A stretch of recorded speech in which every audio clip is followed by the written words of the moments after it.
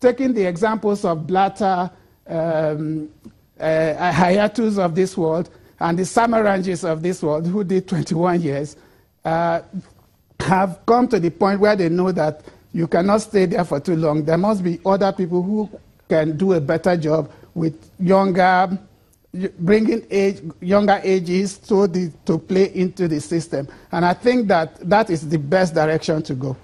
Okay, Godwin, now still talking sport development. You led the Sports Reform Committee sometime last year, and a lot of recommendations were made. Which one of these recommendations have been implemented so far?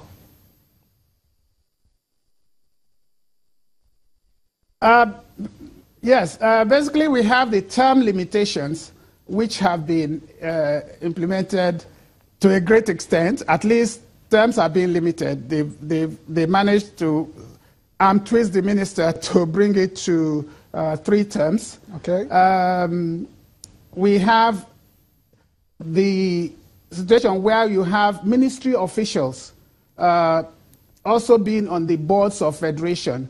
And we said that was not proper because you cannot have the supervising ministry, the supervising officers also being members of boards, either as presidents or members at any level, because they have supervisory roles, functions over these federations. So that, I think, is also being implemented. The other thing was that the federation should have constitutions that are in line with international standards and all that. But that has not, they were asked to do that, but most of them came up with constitutions that only entrenched the existing presidents and all that, and they were manipulating stuff to make sure that people cannot come into the boards and all that, that can be there forever.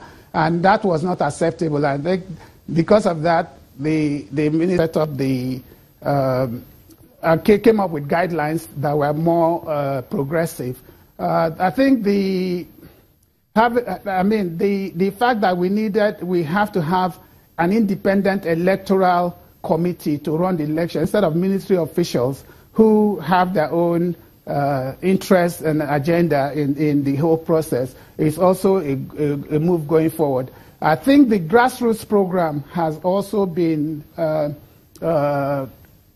accepted by the minister, and I think it's been implemented. They have opened up a structure. They've tried to put systems in place so that the emphasis, as they announced, is now on the grassroots development. Because if the foundation is not strong, you just, like I said, be building castles in the air.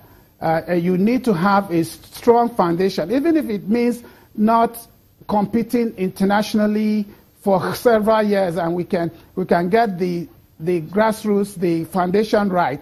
If we have a wide pool, it should be a pyramid. You know, you should have a great pool of talent at the base, and then you never know who comes up to be a Ronaldo, who comes up to be an Usain Bolt, who comes in to be a Michael Jordan, or who comes up to be a Federer or something. But the base has to be wide enough, and that is where the hard work is.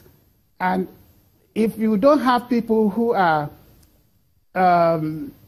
faithful, who have passion for the sport, who have the interest of the youth, that is making the youth produce, make wealth, create wealth for themselves and their families and the nation. If you don't have people who are that much interested in making lives better for Nigerian youth through sports, we will keep going around in circles. But we are at a point now where the system can attract the best minds, passionate minds, people who know sports and who have done sports, who can appreciate what it takes to develop talent from zero to Olympic or professional level to come into the system. At least we've created that, so that makes us happy. One more before we let you go, Godwin. Funding of these different national associations, it's a major problem. What is the ministry doing about this situation? I imagine there are loads of recommendations on this matter in your book as well. Yes. Funding, let's talk about funding in terms of actually... Okay, yes. Concerning funding, I have always said that funding has never been a big issue in Nigeria. Nigerian sports the problem has never ever been funding.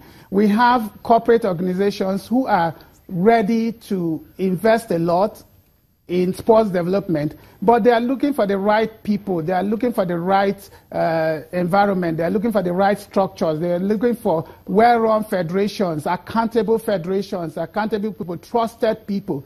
I mean, we keep saying there are some of us who have enough sponsorship that we can hardly cope with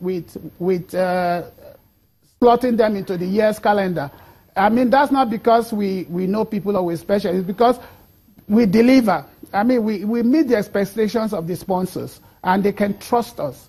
Okay? So the sponsorship is there. The money is there. They're just waiting for the right people to head these bodies. And then the other thing is that the federations, especially the top 10 or top 12 federations, like basketball, tennis, athletics, football, weightlifting, name it. Okay. They are multi-billion platforms.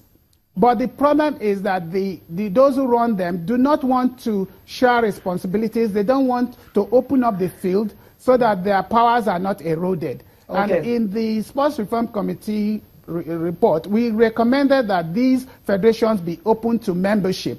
Now, if you open up the federations to membership and you give the members rights, certain rights, including possible voting rights in tranches, like 1,000 people, one vote and all that. Most federations will attract over 20 to 30,000 people. And if they only paid 5,000 naira or 10,000 naira, we're not talking in billions.